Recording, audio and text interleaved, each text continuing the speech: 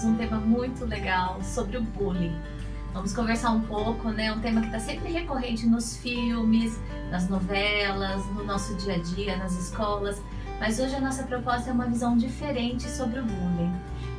Talvez uma visão pouco falada, mas na nossa opinião uma visão super importante de ser divulgada e ser propagada para que a gente possa mudar, né? E que é a visão do empoderamento. Quando a gente pensa na ideia do bullying, a gente sempre está falando numa relação de poder. Então existe o agressor e a vítima, né? Então como uma engrenagem que se comporta. As pessoas me zoaram e eu fui afetado com isso. Será que existe uma forma diferente dessa engrenagem funcionar? O que vocês acham, gente? Eu acho que tem uma engrenagem diferente, né? A gente estava aqui conversando bastante, porque acho que é um tema bastante que afeta a todos de alguma maneira, né? Alguns num grau maior, outros talvez num grau menor, mas eu acho que é de afetação geral, né? E essa engrenagem que eu acho que você está falando é um jeito de olhar, sair um pouco disso que todo mundo diz, né? Que é a vítima e o agressor. Então eu vou olhar só para a vítima como alguém que não pode, que não sabe, que não consegue se defender e tal, para aquele que faz, que é o que vai. Então aquele é ruim, o outro é bonzinho, né? Um é mau, o outro é bom. E a gente fica num pensamento muito maniqueísta, muito simplista mesmo, né? E eu acho que o que a gente está tentando colocar é uma ampliação disso. Então, quando a gente amplia o olhar, a gente vai olhar qual é a condição do agressor, né? Não é justificar, né? Mas é assim, avaliar mesmo, né? Qual é a condição do agressor para ter aquele tipo de atitude? Por que ele está fazendo isso? Essa já é para mim a primeira pergunta, né? Mas o que leva uma pessoa a achar legal e gostoso fazer isso? Então, esse é um olhar, né? O que leva o outro a fazer isso? E olhar para a vítima como alguém que não precisa estar necessariamente neste lugar de vítima, né? Então, ele pode ser efetivamente uma vítima e não ter condições de sair deste contexto. Isso a gente aborda daqui a pouquinho, né? Isso. Mas nesse momento, assim, qual é a condição da vítima? Bom, eu posso ajudar essa pessoa que está ali um pouco fragilizada com essa intervenção do outro? Eu posso dizer para ele que ele tem outras formas de reagir? Né? Eu acho que esse aí é um ponto legal, Lu, para a gente olhando essas duas visões, né? De que o agressor, muitas vezes, ele está projetando falhas dele no outro, né? Na vítima. Então, acho que esse que é um grande ponto. Por isso que, muitas vezes, esse agressor também precisa de um cuidado, de um tratamento. Sim.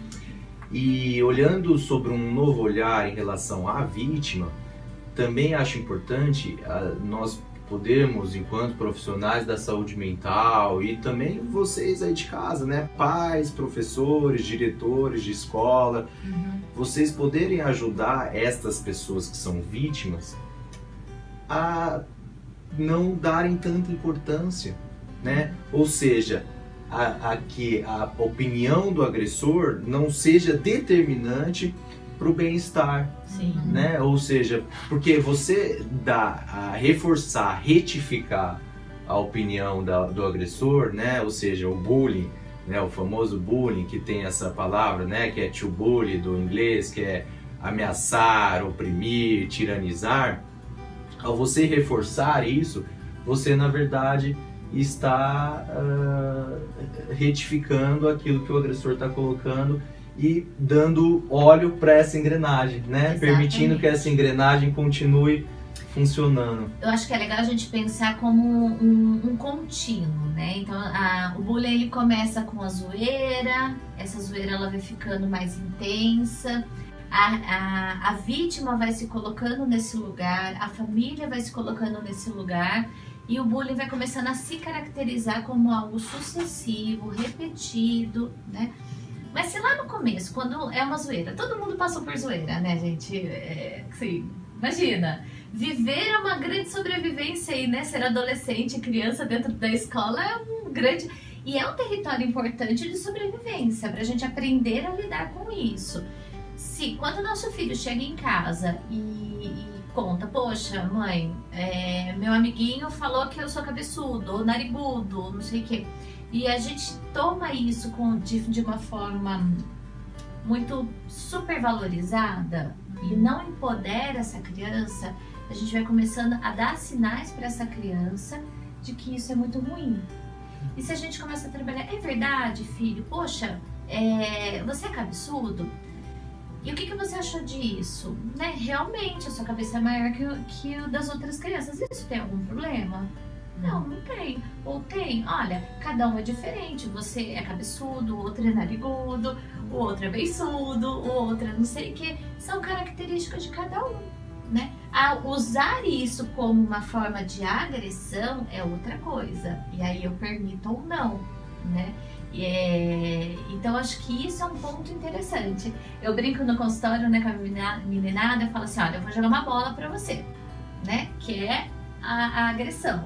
Você pode correr e pegar, ou você pode jogar o corpo de lado e deixar ela cair no chão. Né? Entra dentro daquilo, né, de você reforçar, retificar ou não aquilo que está sendo dito. Isso. E quando você recebe uma zoeira, vamos chamar de zoeira o primeiro estágio do bullying, né? Quando você recebe essa zoeira, entre aspas, e você reage com ela, jogando o seu corpinho de lado, deixando a bola cair, não, realmente eu sou cabeçudo. Tá aí. Qual o problema? É um fato. O agressor, ele não vai continuar. Ele só continua quando existe alguém que recebe isso. Então, os pais trabalharem esse empoderamento é muito importante. É uma condição imprescindível, né, gente? Na verdade, é uma condição para a vida, né? Para essa situação e para a vida. Né? Sim. Algumas pessoas vão pensar, então, tá falando dos pais empoderando os filhos, mas existem adultos que não tiveram a oportunidade de empoderamento, né, na infância e que precisam desenvolver o empoderamento, então, na fase adulta, né? E tudo bem, não tem problema nenhum nisso. Sempre há uma chance da gente recuperar aquilo que não deu conta de viver. Mas neste empoderamento, também saber o momento onde tá esgarçado, sabe? Olha, eu tô tentando, mas o outro continua, porque no mundo infantil isso é bem complicado. No mundo adulto também né? Eu tô lá no meu ambiente de trabalho, aí o meu chefe é o outro lá, outro não sei o quê, e lá, e praticando, zoando, né? Eu tenho um livro agora que eu não vou me lembrar, mas vai falar de uma garota que é a ASP, né, que tem, enfim, uma síndrome lá do espectro autista, agora não importa, mas a característica é que ela sofre bullying o tempo inteiro, porque ela tem características específicas que a fazem justamente ser bem diferente da maioria. E o tempo todo, adultos dizendo assim, olha o jeito que ela come, ei, essa comidinha aí você vai comer, nossa, não sei o que. Quer dizer, o mundo adulto também sofre experiências que são bastante difíceis, né? Então, o momento em que isso está esgarçado, que você não está dando conta, que você já tentou dizer... do contínuo, né? Exato. Cheguei ali naquela posição da régua ali, que já não é saudável, já não dá pra manejar, né? Que a pessoa, né, não é saudável pra pessoa, né? Se foi demais, eu não tô aguentando mais isso e tal. Aí é hora de procurar uma ajuda, de tentar entender o que tá acontecendo. Eu não sei se no ambiente de trabalho ou na questão pessoal mesmo, mas eu acho que esse limiar é importante. Porque é muito aquilo que a gente já falou, né, outras vezes. Cada um tem o seu limite. E na constituição do bullying, né, como a Sá colocou, existe sempre, para ele existir, tem que ter quem faz, tem que ter quem recebe, né? Existe essa conjunção aí, né, o agressor-vítima. Mas na grande parte das vezes, essas pessoas, elas já têm uma personalidade prévia mais fragilizada. A pessoa que quem sofre o bullying. Geralmente quem faz o bullying já tem uma personalidade, às vezes até patológica, né, do ponto de vista mais psiquiátrico, que tem uma personalidade mais tirânica, uma personalidade mais que oprime o outro, né? Uma personalidade isso tá no mundo, que se né, impõe. Léo? Isso tá no Então, mundo, né? essas personalidades, elas ajudam nessa constituição. E o bullying também é interessante a gente não tirar a seriedade do que acontece, porque muitas vezes ele leva a questões graves, como entrando aí no contínuo, né? Quando a coisa começa a esgarçar, pode chegar a um suicídio ou a uma depressão, né? E aí esses casos realmente vão precisar de uma ajuda, né? Com certeza. Isso é muito importante. A gente ter essa sensibilidade de poder olhar em que momento eu estou nesse contínuo, o que eu posso agir, inclusive esse olhar, né, desse contínuo enquanto escola, enquanto comunidade, enquanto pais, né? A gente pensando numa dinâmica aí maior, mais ampliada.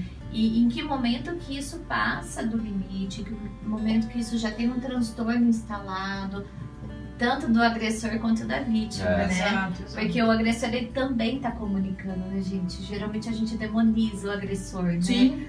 Poxa, aquela criança é uma peste, aquele menino, aquele adolescente, todo mundo se coloca contra.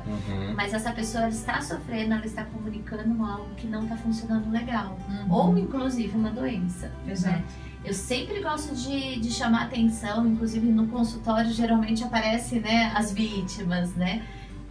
Mais do que os agressores no primeiro momento. Mas eu sempre gosto de sensibilizar os pais. Olha, vamos entender o que está acontecendo com essa criança, com esse adolescente, ou com esse adulto que está lidando dessa forma, né? O que ele está comunicando? E a gente vai olhando por trás, a gente vai vendo que tem muitos motivos para ele agir dessa forma, né? Então isso é uma coisa importante para a gente olhar. Sim. Então a nossa mensagem hoje, né, fechando o nosso papo, é olhar o bullying num contínuo, numa ideia de construção, que ele vai começar com uma brincadeira de mau gosto, uma zoeira, né, seja como for, mas que ele pode se acarretar algo mais grave, até extremos como suicídio. Mas aí eu volto à mensagem, vamos observar as nossas crianças, os nossos adolescentes, entender um pouquinho e dar espaço para falar sobre essas características, falar sobre como encarar essas situações, empoderar as nossas crianças, empoderar os nossos jovens, para que eles sejam mais resilientes para lidar com essas situações de dificuldade.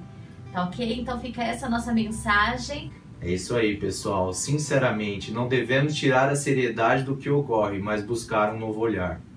É isso. Até mais. Até.